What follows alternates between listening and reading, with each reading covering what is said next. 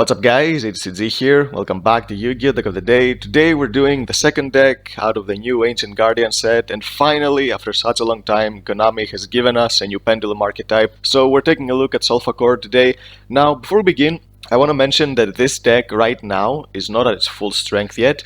There are two cards we still need to get so this deck can become way better. So the first one is Diviner of the Heralds, and the reason being is that the main card of this deck is a level 1 fairy monster, so you can facilitate that with Diviner. So you basically play 6 copies instead of 3 post Lightning Overdrive, and it also has a Link monster waiting to be released. So yep, this deck right now, well, not the best version of itself. I'm making this video just for those who want to pick it up early and are looking for a build that they can play right now, so this is the list that I think is the most viable one. So before we begin, if you enjoyed the video, give it a thumbs up, subscribe to the channel so you don't miss our upcoming content, and now let's get to the deck profile. So starting off with the Solfachord monsters, first of all we have 3 copies of Yugioh. So their pendulum effects vary from 2 different effects. Either your pendulum summons of your Solfachord monsters cannot be negated, or your opponent cannot activate spell and traps or monster effects when you pendulum summon Solfachords. So this deck is actually the most safe deck in order to play around cards like Judgment, Strike, and all those cards that used to be the bane of pendulum existence, because no matter how many monsters you summon, just one card was going to send them all to the graveyard because they would negate the summon, so they would not go back to the extra deck. So this deck plays around that really well. And their monster effects, they all have decent effects, but Yugioh is the one that I'm playing only as 3 because it actually has the best effect, because when it's summoned you can add a Solfachord pendulum monster from your deck to your hand. Also, they do have a couple of monster effects that are not the most relevant, but I'm going to explain them to you. So when you have an even pendulum scale in your pendulum zone, your Solfachord pendulum monsters gain attack equal to 100 times their own pendulum scale. So they work with odd and even pendulum scales, so you have to pretty much think a little bit about the scales you put, but most of the time you don't really have to think about them because you don't really use these effects too often. They just come up like how harmonizing pendulum effect would boost your pendulum magicians, for example. I think that's the most similar example I can think of, an effect that comes up a little bit but you don't have to worry about too much. So they do have these kinds of effects as well, but their secondary effects are the ones you want to be focusing on. Next we have 2 copies of the boss monster, 2 copies of Yugioh. So you never pendulum summon this card. This card is a level 8, you will never pendulum summon her, and she has an effect that you can summon her from the hand by tributing 2 pendulum monsters. You're not going to summon her through this effect either. There is another monster in the deck that can get this card out of the deck very easily, and this is how you want to get her out on the field, because trying to summon her with her own effect is actually a very minus play, so you never want to do that. So this card, you either target a face-up card your opponent controls, or up to 2 cards if you have an odd pendulum scale, and you negate their effects until the end of your opponent's turn. So for your turn you can negate something, that's a good effect, but the effect you care most about is her disruption effect, which is basically a Ghost Ogre type of effect. When an effect of a monster is activated, if it has an attack lower than the highest pendulum scale you have on the field times 300, then you can destroy that monster. So this is why she's here. You get her on the field with Angelia's effect, and then you have another disruption. 2 copies of Fancia. Fancia is one of the normal summons that you want to be going to if you do not have your Yugioh, because the monsters are all different levels and different scales. So the low-level monsters are actually not that many, because you will see that the next monsters I'm going to show you after Fancia are actually high-level monsters, so you cannot normal summon them, but this is actually a level 4, and during your main phase you can add a Solfachord pendulum monster from your deck to your extra deck face up, so you can get whatever you're missing. This card is actually a good card. I would not play it as a 3-of,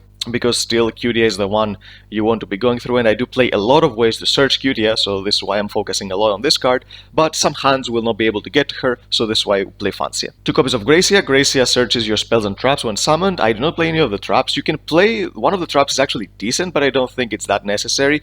I do play 2 spell cards you can search with this card, so it's a decent card, but it's a level 5, so this is why I said that you have to focus a little bit on the levels, because sometimes your hands will be awkward, so you need to be able to get to the right scales in order to play. 2 copies of Angelia. This is the one that gets Yugioh on the field because you can tribute a Solfachord monster and then you special summon a Solfachord from your deck that has a level that has 2 levels higher or lower than the monster that you tributed that had a pendulum scale. So you have the, actually no level, no, I mean pendulum scale. So when you tribute her, you special summon your Yugioh because Angelia is a scale 3, Yugioh is a scale 1, so you have 2 scales lower. In order to summon Kulia, you have to tribute a scale 3, but you can summon other monsters. For example, your Gracia is a scale 4, and you can basically do whatever you want because you need to be able to get to the right levels and the right scales. So in order to be able to get to the cards you want, you need to send the appropriate monsters from your deck to the extra deck face up. You need to tribute the appropriate monsters in order to get the rest of the monsters you want from the deck. So it all comes in tandem together because you need to be able to get a lot of monsters on the field in order to go for certain plays, because your Solfachords are basically scales and a way to search more consistent cards. Alone, you cannot really play them as a pure deck, so this is why you will see a lot of other engines in here.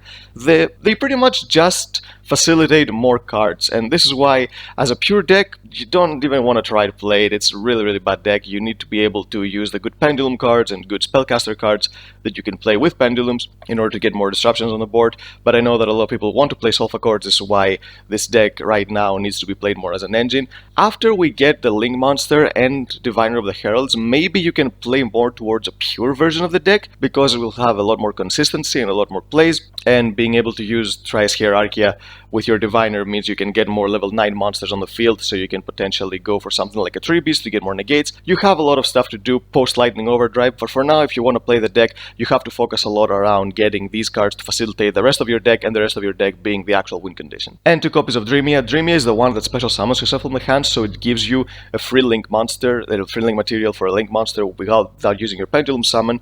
You do play a lot of special summons because you want to be able to get at least a Link 2 on the field before you Pendulum summon. Pendulum summoning something in your extra monster zone means that your hand was really bad if you were not able to get at least the Masquerena on the field. So this card helps you with that by special summoning yourself, and this card is going to be much better after we get the Solfachord Link. Now, getting to the rest of the deck, we have a lot of generic engines for the Pendulum, and this is why Pendulums are really great, because no matter what kind of Pendulum archetype Konami ever releases, we have so much support we can throw into a deck in order to make it viable, and this is what I've chosen to play in this deck. So first we have a ZEFRA engine. We play 3 copies of Zefrath, of course. Zefrath is the one that gets you to your 1 copy of ZEFRA New, so you can get a negate when you Pendulum summon this, you get your ZEFRA Divine Strike. And I also play 1 copy of Zethar Thaban. This card is something to get to use Zefrath after you've used ZEFRA New, because if you only play 1 copy of ZEFRA New and you go to it, then post that you will not be able to do anything with your ZEFRA engine. You do play so many cards that search ZEFRA cards, so this card actually pops face-up cards, so it's a good card for the grind game. Next we play 1 copy of Jackal King. I do not play the Endymion engine. You can play it if you want, but I think that it's not that necessary because you rely a lot on drawing your Servant and then doing your plays, and if you cannot really fully resolve Servant, then you have locked your scales for nothing, especially if it gets asked, then that's going to hurt a lot. So the reason this card is here is because of Magician Souls. You send this from your deck to the grave with Magician Souls, and Souls is such a good card because not only of its effect, but because of its level as well, because you will sit and play a lot of level 1s in the deck that have a specific play in mind when going for this deck. I'm going to show you what you should be aiming for every single time you play your hand.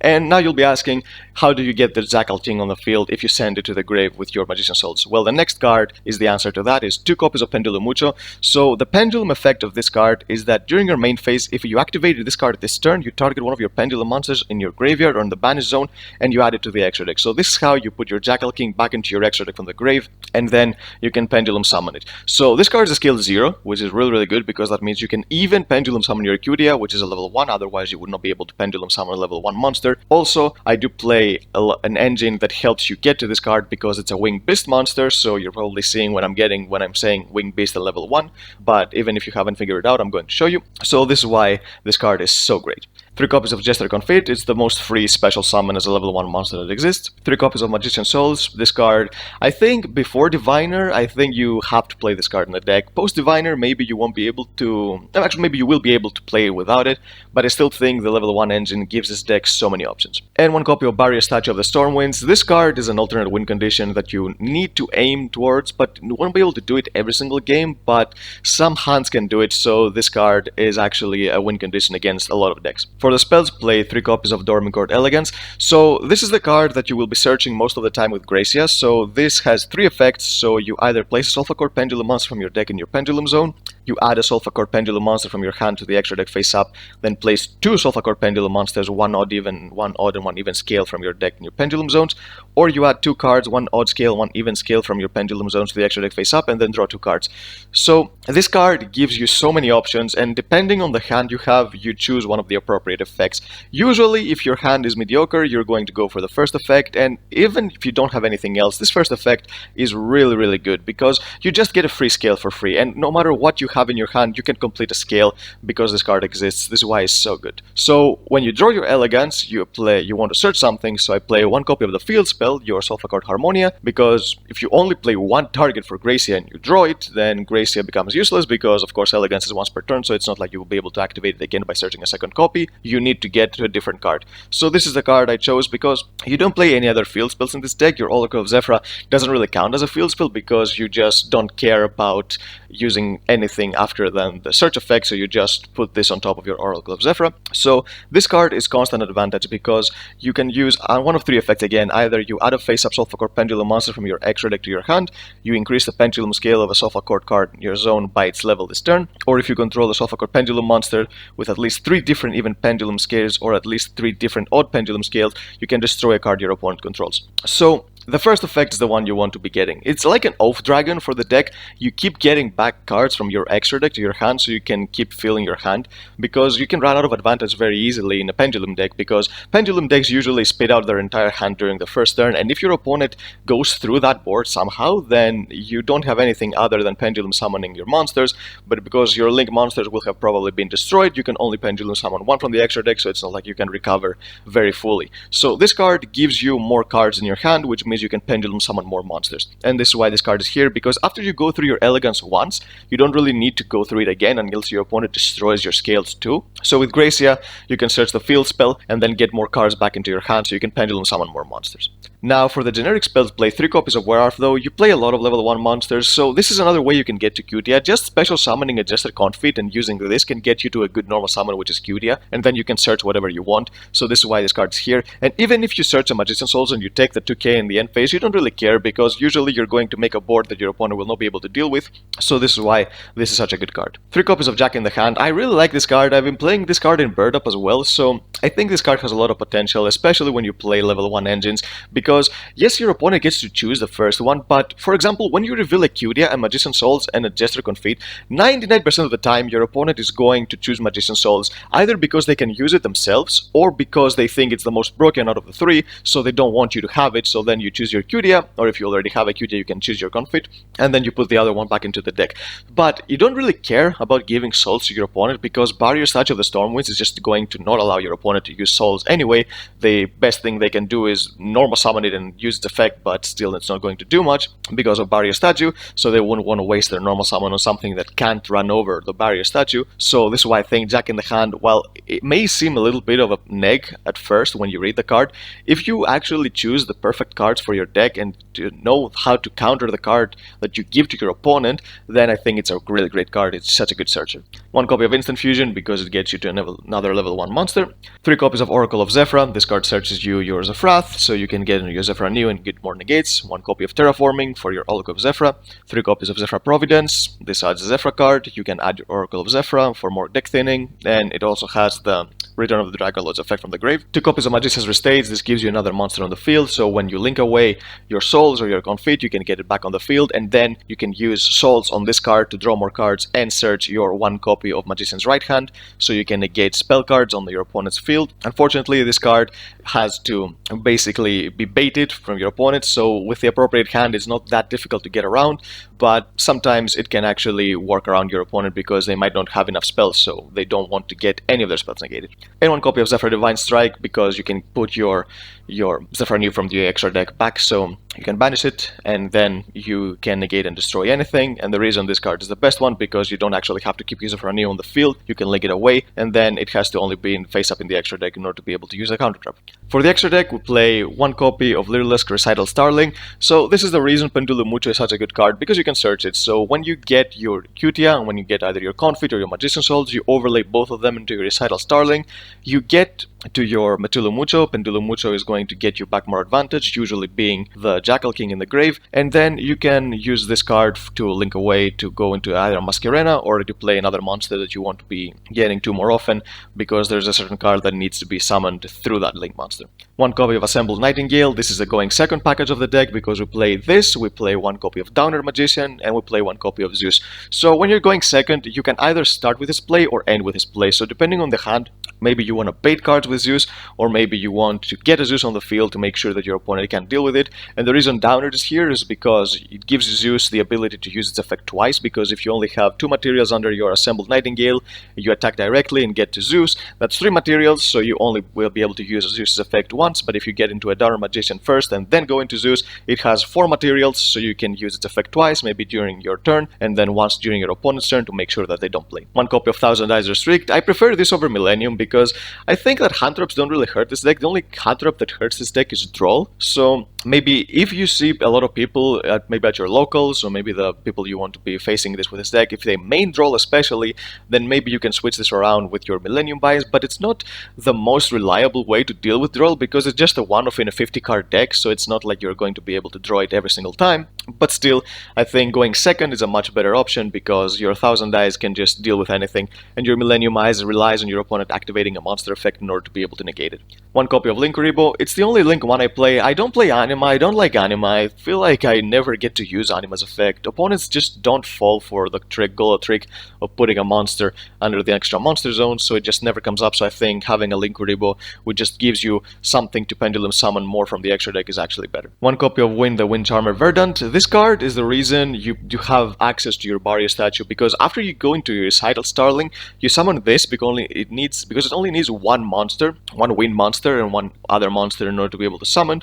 So you can see where this is going. Then you will be able to summon your Simurgling, which requires a winged beast monster. So with your Recital Starling, you can get to either a win, or you can get to your Simurgling, because it just needs one winged beast. So depending on the hand, if you can get into a Link 3 before you pendulum summon, and you can get to your Recital Starling as well, it's very easy to go into your Simurgling, do your plays, and then drop a barrier statue on top of it during the end phase, so your opponent will not be able to play.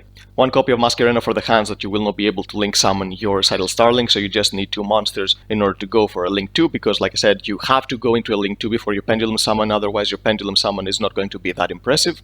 One copy of Phoenix, so you can pop back row, Unicorn to Link Climb. The Simurgling, of course, this card I already explained why it's so good. You just slap a barrier statue on top of everything and your opponent is not going to be able to do anything. One copy of Selene. When you play pendulums, I feel like Selene has become a standard. No matter what kind of build you're playing, you need to be playing a Selene. Even if you're not playing something like the Crowley engine with all the spellbooks, Selene is such a good card because it can get anything back from the grave. You get all the spellcasters, and then you can get to Access Code, which is the next card I'm going to show you, because Access Code Choker is so powerful. You just need Selene and nothing else, and you're going to destroy your opponent with Access Code. It's so much better than Borosword in this deck because of Selene, basically. You know the good old Striker play, then use Needle Fiber to go into Valor and go with Selene, then go into Access Code, and this is basically here, but you have so many more spellcasters to go through that you don't even need to use something like Needle Fiber, so this is why this card is here. Also, mentioning Needle Fiber, Diviner of the Herald is a card that opens the path to Needle Fiber as well, so keep that in mind as well. After going post-Lightning Overdrive, the deck is going to have so many more options, so yep, there's that too.